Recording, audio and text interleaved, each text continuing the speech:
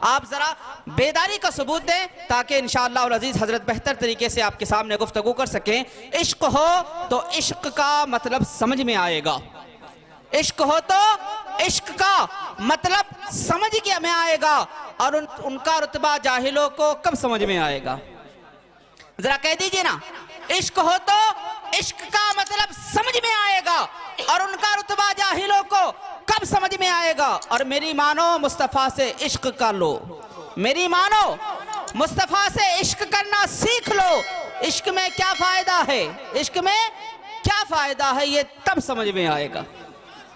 इश्क में क्या फायदा है ये तब समझ में आएगा। और अपने कलमे में क्यों लिख रखा है खुदा ने नामे नबी? अपने कलमे में क्यों लिख रखा है खुदा ने नामे नबी? सोचो तो सरकार का मनसब नजर आएगा। क्या बात है, सुभान अल्लाह। सोचो तो सरकार का मनसब नजर आएगा। और जो वलियों को छोड़कर कहते हैं कि हम अल्लाह वाले हैं, जो वलियों को छोड़कर कहते हैं कि हम अल्लाह वाले हैं, कब्र में सोटे पड़ेंगे तब समझ में आएगा। बात है, क्या आपकी समातों के हवाले हजरत अल्लामा व मौलाना डॉक्टर मुफक्किर इस्लाम मुसव्विर रजा साहेब क़िबला PhD पूर्णिया। आइए हजरत का इस्तकबाल नारे तकबीर और रिसालत से करते हैं। नारे तकबीर, अल्लाहु अकबर, नारे रिसालत, या रसूल अल्लाह, नारे रिसालत, या रसूल अल्लाह। शहजादे सूफिये बासफा जिंदाबाद, जानशीने सूफिये बासफा जिंदाबाद, मुफक्किरे इस्लाम जिंदाबाद, मुफक्किरे इस्लाम जिंदाबाद। नारे तकबीर, नारे रिसालत। या रसूल अल्लाह। जो उलमाए किराम वहाँ तशरीफ फरमाए, उनसे गुजारिश है कि आप स्टेज पे तशरीफ लाएं। उलमाए किराम स्टेज पर तशरीफ ले आएं। अस्सलामु अलैकुम रहमतुल्लाहि व बरकातुहू। अल्हम्दुलिल्लाह, अल्हम्दुलिल्लाहिल्लज़ी अंज़लल क़ुरआन व नज़्ज़लल फ़ुरक़ान व अनअमा अलैना बिल ईमान व तमन्ना बिल इहसान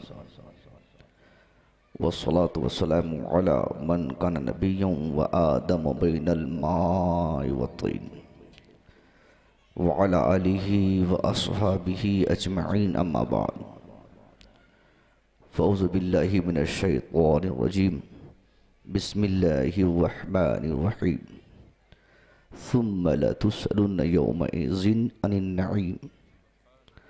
सदक़ल्लाहुल अज़ीम व सदक़ रसूलुहुन नबियुल अमीनुल मुबीनुल करीम। दुरूद शरीफ पढ़ें। अल्लाहुम्मा सल्लि अला सय्यदना शफ़ीअना मौलाना मुहम्मदिन बारिक वसल्लिम सल्लल्लाहु अलैहि वसल्लम। सलातो व सलाम अलैका हबीबी या सय्यदी या रसूल अल्लाह। अक़लूज की इस मुक़द्दस और पावन धरती पर सालाना जलसे दस्तारबंदी के इस हसीन मौके से हुजूर पीर तरीक़त की मौजूदगी में हम और आप इस अज़ीमुश्शान जलसे का हिस्सा बन रहे हैं। बड़ी लंबी मसाफ़त तय करके मेरे लिए यहाँ आना, आकर वापस चला जाना बड़ा मुश्किल था, मगर पिरस्पर साहब क़िबला की महब्बतें और उनकी ख्वाहिश की तकमील करते हुए एट एनी हाउ मुझे यहाँ आना पड़ा। बाहर सूरत आने के बाद तबीयत बहुत खुश हुई, आपकी समाअत देखकर, आपकी तादाद देखकर, उलमा का जो के पीछे जो आपका सपोर्ट है वो सपोर्ट देखकर। यकीनन ये पूरा ख़ित्ता, पूरा इलाक़ा सरकार सूफिया बासफ़ा और हुजूर हाफिज़ साहब क़िबला की इनायतों का सदक़ा है। हर एक मुसलमान की गर्दन पर इन दोनों बुज़ुर्गों का बड़ा एहसान है। बेशक बेशक, सुभान अल्लाह। एक ने मदारिस इस्लामिया की तामीर और तरक्की के हवाले से कौम को बेदार रखा, बेशक। दूसरे ने घर घर तबलीग इस्लाम करके लोगों में ईमान की रूह फूंकी, बेशक, सुभान अल्लाह। जिसकी बुनियाद पर आज इस गए गुज़रे ज़माने में भी आप में, हम में, इस इलाके के मुसलमानों में ख़ास तौर पर इस्लामी शियार बचा हुआ है। बेशक सुभान अल्लाह, ये सुभान इस अल्लाह। बात की दलील है कि आज भी हुजूर सूफी बासफ़ा की करामत मौजूद है। बेशक बेशक सुभान अल्लाह। सुभान अल्लाह। किसी वली कामिल की करामत का मतलब ही यही होता है कि उनकी खिदमत जब तक जिंदा रहे वो उनकी करामत तब तक जिंदा मानी जाती है। बेशक बेशक बेशक बेशक। आप और हम उनके एहसान के तले हमेशा दबे रहेंगे। उन्होंने बड़ा एहसान फरमाया कसरत से जामियात कायम करके, बच्चों के पढ़ने पढ़ाने का एक बेहतरीन इंतज़ाम करके, उसके बाद जो भी कमेटी में शामिल हुए उन सारे हजरात का, उनके बाद जो उनसे जुड़े रहे उन सब का एहसान हमारे कौम पर, हमारे बच्चों पर है।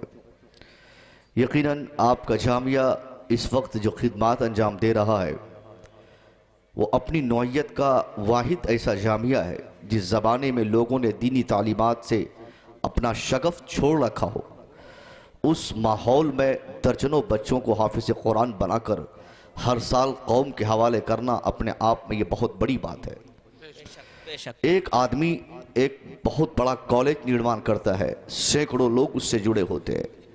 एक स्टूडेंट की फीस जो होती है एनुअल फीस 1 लाख 2 लाख 5 लाख होती है। सालाना तैयारी होती है, उसके बाद 5 साल 7 साल के कोर्सेज होते हैं। कोर्स कंप्लीट करने के बाद भी हिंदुस्तान का नहीं बल्कि पूरी दुनिया का कोई भी तालीमी इदारा ये दावे से नहीं कह सकता कि जिन बच्चों की मैंने फीस ली है, जिनको मैं पढ़ा रहा हूँ, जिनके पीछे मेरी खिदमत है, वो 100% कामयाब हो ही जाएगा। मगर मदरसा हमारी जमात का एक ऐसा तालीमी इदारा है जहाँ कायदे से हमारी जमात का 2 साल कोई बच्चा तालीम पाले, दुनिया में कहीं भी वो जलील नहीं हो सकता है। बेशक सुभान अल्लाह। आपने देखा होगा मैट्रिक करने के बाद, इंटर करने के बाद, बीए करने के बाद, ग्रेजुएशन के बाद, मास्टर की डिग्री लेने के बाद हमारे बच्चे परेशान रहते हैं।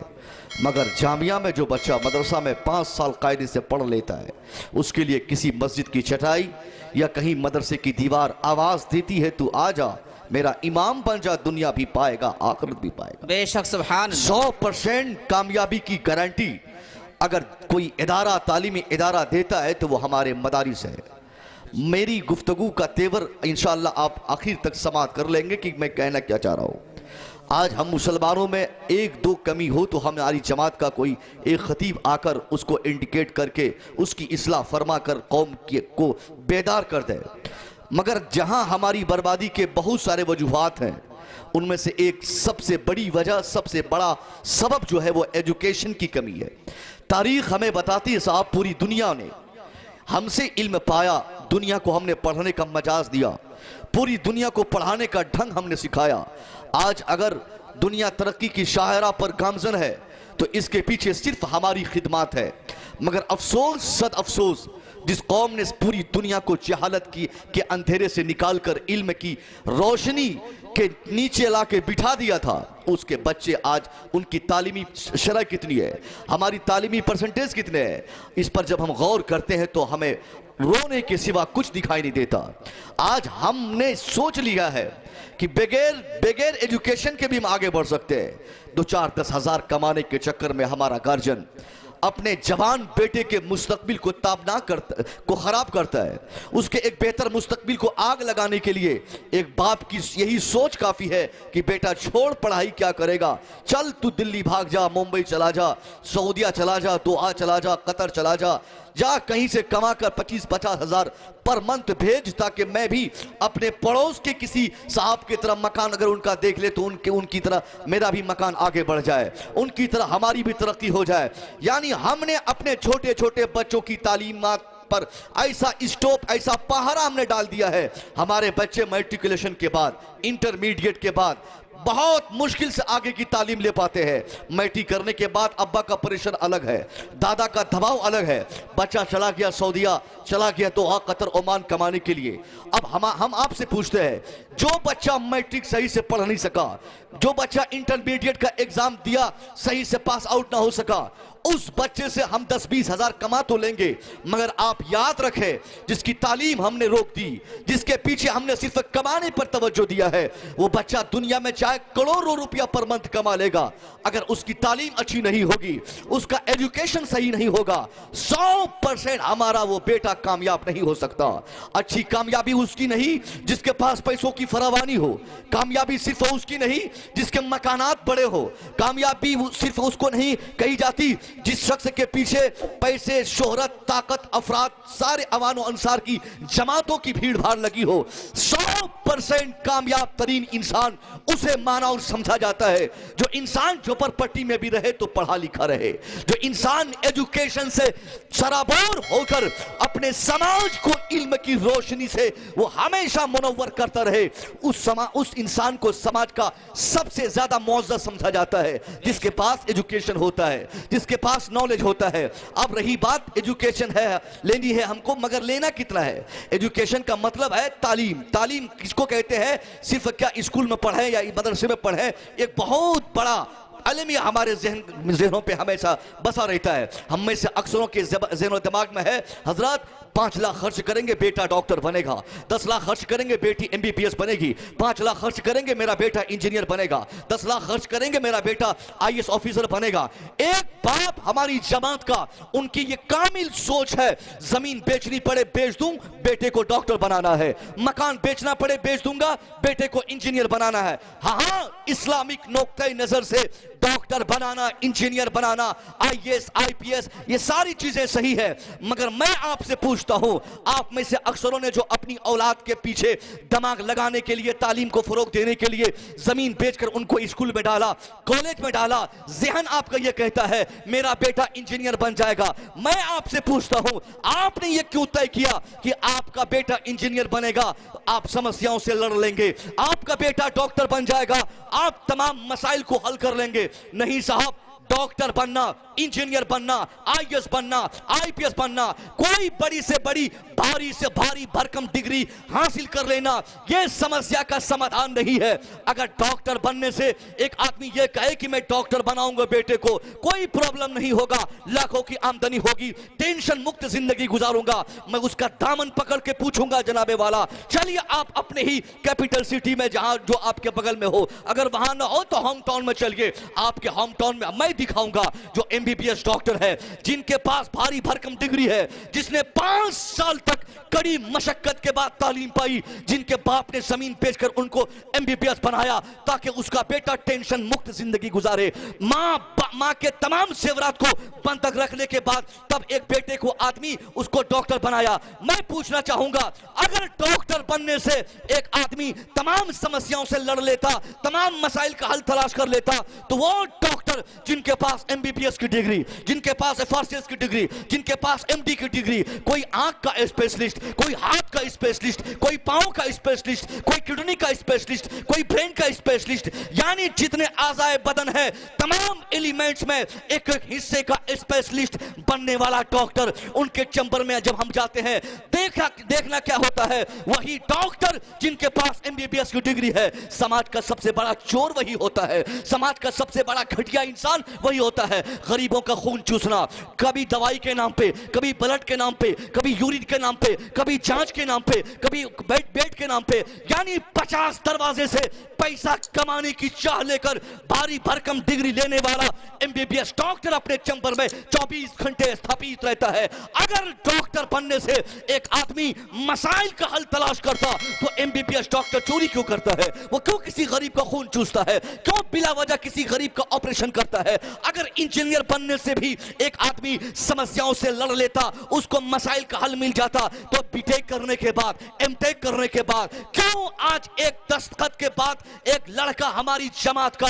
वो एक गलत मटेरियल से बना पुल को दस्तखत कर देता है, 5-7 महीने के बाद वो पुल ध्वस्त हो जाता है, बड़ा से बड़ा ओवरब्रिज 2 महीने में खत्म, बड़ी से बड़ी इमारत 4 साल में खत्म। इसका मतलब है कि जरूर वो इंजीनियर चोरी किया है, उसने अपना दस्तखत बेचा है, उसने अपना साइन बेचा है। पता चला ना डॉक्टर बनना समाज का समस्या का समाधान है, ना बच्चों को इंजीनियर बनाने से एक आदमी अपने समस्याओं से लड़ सकता है, ना एक प्रोफेसर प्रोफेसर बनने से एक आदमी 100% समस्याओं से लड़ सकता है, तो फिर समस्याओं से लड़ने का, तमाम प्रॉब्लम्स के सॉल्यूशन का रास्ता क्या है? उसका रास्ता सिर्फ यही है, बेटे को डॉक्टर बाद में बनाया जाए, इंसान पहले बनाया जाए। बेटे को इंजीनियर बाद में बनाया जाए, आदमी पहले बनाया जाए। बेटे को आईएएस बाद में बनाने की फिक्र करे, उसको अच्छा आदमी बनाने की फिक्र पहले करे। जो बाप अपने बेटे को बगैर इंसान बनाए हुए डॉक्टर बनाना चाहता है, वही बेटा डॉक्टर बनता है, नहुसत उसके दिमाग में रहती है। बगैर इंसानियत की तालीम दिए हमारा बेटा जब इंजीनियर बनता है, इंजीनियर तो कायदे का बन जाता है, मगर उससे कोई फायदा समाज को नहीं पहुंचता, दूर दूर तक उनकी इज्जत समाज में नहीं होती। ये क्यों हो रहा है? क्योंकि आज हम में से अक्सरों के ज़हन ये फैसला कर चुके हैं कि बेटा इंजीनियर बनेगा चाहे इंसान बने ना बने, डॉक्टर बनेगा चाहे आदमी बने ना बने, आईएएस बनेगा चाहे आदमी बने ना बने। इसलिए आप अगर बच्चे के गार्जियन है, बच्चों को पढ़ाने का जज्बा आपके दिलो दिमाग में 24 घंटे स्थापित है, तो इसके लिए कंडीशन यह है कि आपको अपने बच्चों को सबसे पहले इंसान बनाना होगा। आपका बेटा जब आदमियत की तालीम लेगा, मानवता का सबक लेगा, आपका बच्चा समाज का एक अच्छा डॉक्टर होने के साथ साथ बेहतरीन इंसान भी बन जाएगा। सुभान अल्लाह, सुभान अल्लाह, माशाअल्लाह। बात समझ में आ रही है? हम में से अक्सरों का दिमाग ये कह चुका है कि साहब हमको सिर्फ डॉक्टर बनाना है, इंजीनियर बनाना है, ये करना है, वो करना है। नहीं, इंसान बनाने की फिक्र अगर हमारी रहे तो हमारा बेटा डॉक्टर नहीं भी बनेगा तो क्या हुआ, इंजीनियर नहीं भी हो तो क्या हुआ, एक बेहतरीन इंसान बनने की तरबियत अगर उनके वालिदैन ने उनके ज़हन दिमाग पर जागुज़ी किया है, तो उसका बेटा गुर्बत की हालत में झोपड़पट्टी में भी रहकर आलमी शोहरत का मालिक बन जाएगा। उसका बेटा 5,000 कमा कर भी वो इज्जत और शोहरत का मालिक बनता हुआ नजर आएगा। ये इंसानियत की तालीम आखिर दी कहां जाती है? इंसानियत की तालीम और जगह भी दी जाती होंगी, मगर सबसे बेस्ट अगर इंसानियत की तालीम किसी इदारे में दी जाती है तो उसी इदारे को हमारा जामिया यानी मदरसा कहा जाता है, जहां बच्चों को कुरान पढ़ाए जाते हैं, जहां मुस्तफ़ा का इल्म सिखाया जाता है, जहां क़ाल अल्लाह क़ाल रसूल की सदायत सिखाई जाती है, जहां बच्चों की तालीम के साथ साथ एक बेहतरीन तरबियत के सांचे में डालकर उनको हाफिज़े कुरान बनाया जाता है। इसलिए हमारी फिक्र ये नहीं हो सिर्फ कि हमारा बेटा डॉक्टर बने। हाँ, डॉक्टर जितना बड़ा दुनिया का डॉक्टर बनाने का शौक हमारे दिल में हो, हम बेशक अपने बेटे को बनाए, मगर उससे पहले बेटे को कुरान की तालीम सिखा दे, उसको कुरान सिखा दे। जब तक हमारा बेटा कुरान नहीं पढ़ लेता, अल्लाह के रसूल फरमाते हैं खैरुकुम मन तअल्लम अल कुरान व अल्लमा, who reads Quran and teaches it is better than you. तुम में का वो शख्स जो कुरान पढ़ता है, दूसरों को पढ़ाता है, उससे बेहतर दुनिया में कोई नहीं है। एक डॉक्टर से बेहतर कुरान पढ़ने वाला, इंजीनियर से बेहतर कुरान पढ़ने वाला, आईएएस से बेहतर कुरान पढ़ाने वाला, आईपीएस से बेहतर कुरान की तालीमात को आम करने वाला। ये इसलिए बेहतर है क्योंकि दुनिया की सबसे बेहतर किताब कुरान अजीम, दुनिया की सर्वश्रेष्ठ बुक कुरान अजीम, जिस किताब ने दुनिया को सबसे ज्यादा इंसानियत का पैगाम दिया, जिस किताब ने वालिदैन का एहतराम सिखाया, जिस किताब ने हमें पेशाब करने का अदब बताया, जिस किताब ने हमें इंसानियत का ढंग सिखाया, वो किताब दुनिया की सबसे अजीम किताब। अब जो किताब दुनिया की सबसे बड़ी किताब हो, उसका पढ़ने वाला भी दुनिया में सबसे बड़ा मौजूद होगा, उसको पढ़ाने वाला भी दुनिया में सबसे बड़ा मौजूद होगा। मगर आज हम देखते हैं साहब, हमारी निगाहों से आलिमों की इज्जत खत्म होती जा रही है। हमने अपने बेटे की कमाई के तनाजुर में एक आलिम को हमने नापना शुरू किया है। एक आलिम बेचारा, आज इस्लाम अगर यहाँ कायम है, हुजूर सूफी साहब किबला ने मदरसा कायम किया, हाफिज जी की दुआएं साथ रही, ये यहाँ मदरसा चल रहा है, बच्चे पढ़ रहे हैं। मगर मैं आज के डेट में आपसे अगर आपका दामन पकड़ के कहना चाहूंगा, पूछूं कि जनाबे वाला, इस ये दौर में किसका एहसान इस्लाम पर है? किसी सेठ का एहसान बाद में होगा, पैसे वालों का एहसान बाद में होगा, हमारा और आपका एहसान बाद में होगा। इस्लाम पर, मजहब पर, हम पर, शरीयत पर अगर आज के डेट में 100% किसी का एहसान है तो वो कोई और नहीं, वही उलमा का है जो मदारिस चला रहे हैं, वही खुतबा का है जो मस्जिद में नमाज पढ़ा रहे हैं, बोरियां उठा उठाकर मदारिस के असासा ने मदरसा चलाने की जिम्मेदारी संभाली है। हमारे दरवाजे पर ठक ठक की आवाज लगाकर 10-20 का चंदा मांगकर लोगों ने इस्लाम को चलाने के लिए, इस्लाम की अबियारी के लिए, कुरान की तालीमात को आम करने के लिए इन उलमाए किराम ने मेहनतें की है। मगर हमारा एहसास बिल्कुल मुर्दा हो चुका है। आज हमने ये सोचा है ये फकीर लोग हैं, ये मोहताज लोग हैं, ये मुफलिस लोग हैं, इनका वकार नहीं, ये मदरसा के नाम पे बिला वजह हमें परेशान करते हैं, ये मदरसा के नाम पे हमें दिक्कत पहुंचाते हैं। मैं कहना चाहूंगा साहब, आपको पैसा, आपका पैसा बढ़ता है, आपकी दौलत बढ़ती है, तो आपकी फिक्र में बालिदगियां आती है।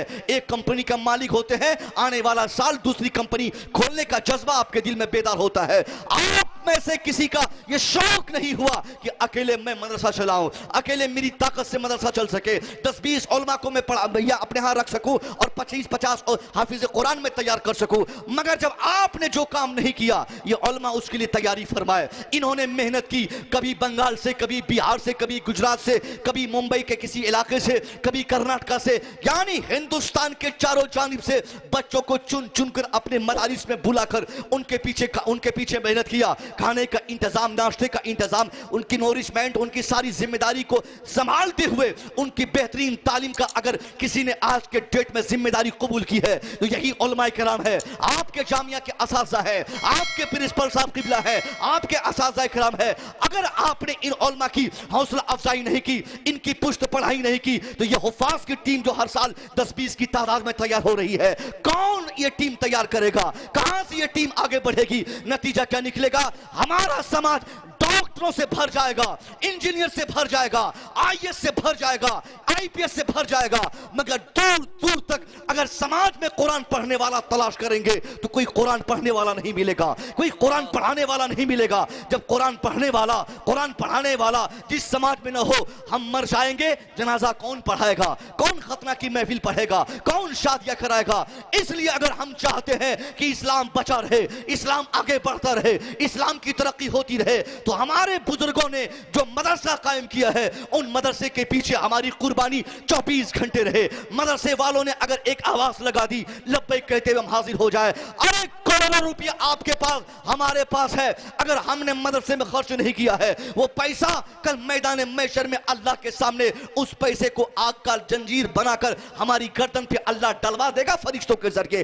अगर हम चाहते हैं कल मैदान महशर में हमारा पैसा काम आए, हमारी कमाई काम आए, हमारी ताकत काम आए, अल्लाह की नेमतें काम आए, जो अल्लाह ने ताकतें अता फरमाई है, अल्लाह की दी हुई कुव्वतों का इस्तेमाल आपको अल्लाह के दूसरे बंदों की भलाई में करनी होगी। जब तक हम अपनी ताकत, अपनी शोहरत, अपनी दौलत का तो इस्तेमाल अल्लाह के दूसरे बंदों के लिए नहीं करते, कल मैदान महशर में हमारे लिए खुशनुदियां नहीं होगी, हमारे लिए खुशखबरियां नहीं होगी। क्योंकि आज हमने क्या सोचा है, ये पैसा हमारा हमारे लिए है, ये मकान हमारा हमारे लिए, ये बाजू में ताकत हमारी हमारे लिए, ये पाँव में ताकत हमारी हमारे लिए। हम में से शायद और बायद किसी ने ये सोचा कि अल्लाह ने बाजू में ताकत दी है, तो इस ताकत के पीछे बहुत सारे कमजोरों के हुकूक भी अल्लाह ने रख दिया है। आपके पास पैसा है साहब, अपने बेटे को डॉक्टर बनाएंगे, मगर जो गरीब है, जिसके पास पैसा नहीं, जो अपने बेटे को पढ़ा नहीं सकते, उसका बेटा कहां पढ़ेंगे? उसके बच्चे कहां पढ़ेंगे? वो कहां तालीम पाएंगे?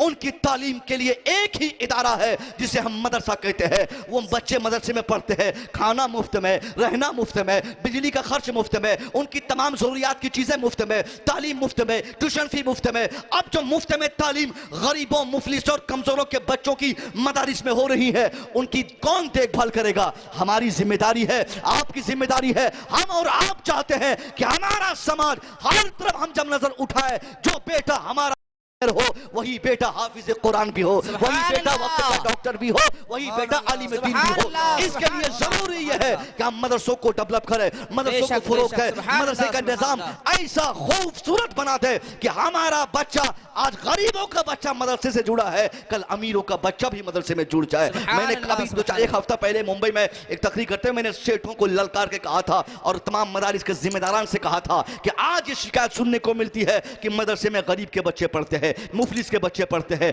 नातमा के पढ़ते हैं, किसानों के बच्चे पढ़ते हैं, मगर अमीरों के बच्चे, सेठों के बच्चे, करोड़पति के बच्चे, पैसे वालों के बच्चे मदरसे में क्यों नहीं पढ़ते? तो मैंने उस एतराज का जवाब दिया था, क्यों कोई पागल है सेठ कि वो करोड़ों का मालिक है और उसका बच्चा मदरसे में पढ़ेगा? क्योंकि हमने मदरसे का निजाम आज ठीक नहीं किया है। मुश्किल से कहीं कहीं मदरसे में अच्छे इंतजामात मिल जाते हैं, बाकी वही टूटी दीवार, वही फटी चटाई, वही क्या बगैर बिस्तर का सोना, मच्छर काटता हो, खाने का नहीं इंतजाम, न पीने का इंतजाम, न साफ पानी का इंतजाम, न रिहाइश का इंतजाम। अब अब अगर आप चाहते हैं कि गरीबों के बच्चों के साथ साथ अमीरों के बच्चे भी मदरसे में आए, तो इसके लिए आपको मदरसे को मॉडर्न करना होगा। अगर कॉलेज में टाइल्स लग रहे हैं तो मदरसों में टाइल्स लगाने पड़ेंगे। अगर कॉलेज में कंप्यूटर पढ़ाया जाता है तो मदरसों में कंप्यूटर की तालीम लाजमी देनी पड़ेगी। अगर कॉलेज और यूनिवर्सिटी में अंग्रेजी पर जोर दिया जाता है तो हमको अंग्रेजी तालीम मदरसों में फरोग करना देनी पड़ेगी। तब जाकर वो अमीर आदमी जो अपने बेटे को सिर्फ इंजीनियर बनाना चाहता है वो भी कहेगा बेटा चल इंजीनियर 5 साल के बाद बनना, पहले चल मदरसे में दाखिला ले, हाफिज कुरान बन जा, बाद में तू इंजीनियर बनना।